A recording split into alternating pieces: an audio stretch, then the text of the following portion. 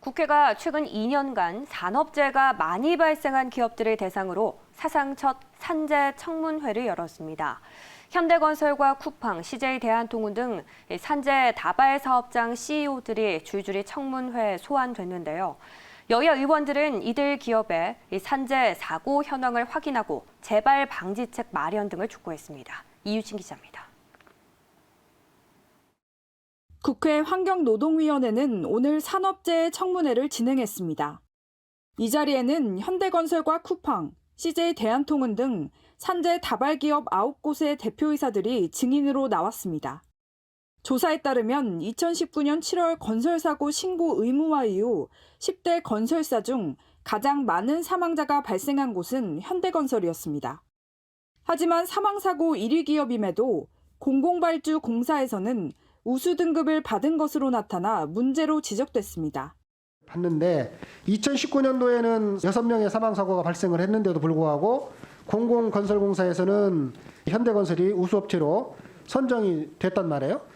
공공발주공사는 안전관리에 신경을 쓰고 민간공사는 안전관리에 쿠팡은 지난해 발생한 물류센터 소속 직원의 사망사고에 이어 잇따른 산업재해 불인정 논란을 일으킨 것과 관련해 여당의 질타가 이어졌습니다.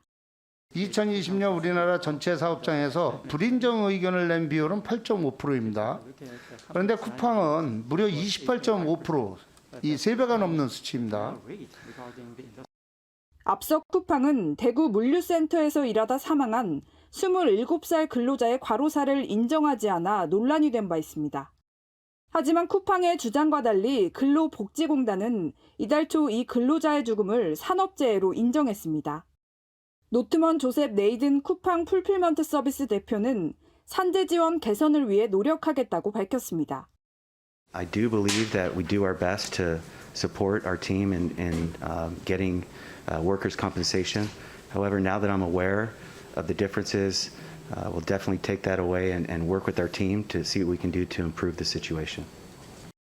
한편 이날 환노위는 택배 부문의 박근희 CJ 대한통운 대표이사를 증인으로 채택했지만 경영권 이양 등을 이유로 불출석 사유서를 제출해 택배 부문 신영수 대표가 대신 참석했고 증인으로는 나서지 않았습니다.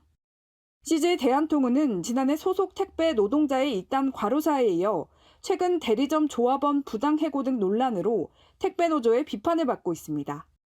매일경제TV 이유진입니다.